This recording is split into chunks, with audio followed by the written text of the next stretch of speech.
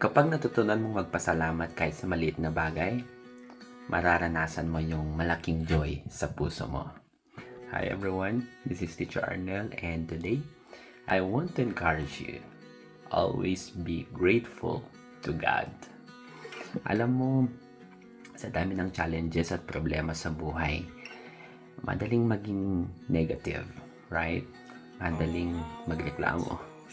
Pero minsan, nakakaligtaan natin na kahit sa gitna ng struggles, ang dami pa ring mga blessings na dapat nating ipinagpapasalamat.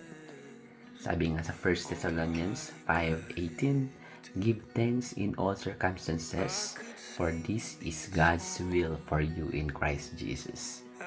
Take note, in all circumstances. Hindi lang kapag maganda ang sitwasyon, kundi kahit mahirap. Kahit di na natin maintindihan. Bakit? Kasi gratitude reminds us that God is still good. God is still faithful. And God is still in control. Naalala ko may mga times na halos puro struggles ang nakikita ko.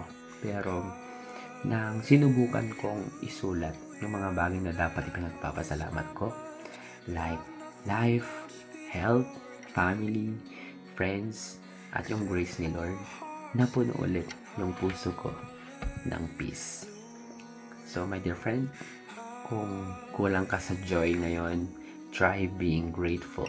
Simulan mo sa kahit simpleng bagay. Yung paggising mo pa lang sa umaga, blessing na yon. Huminga ka pa, may chance ka pa, at higit sa lahat, may kaligtasan tayo kay Kristo.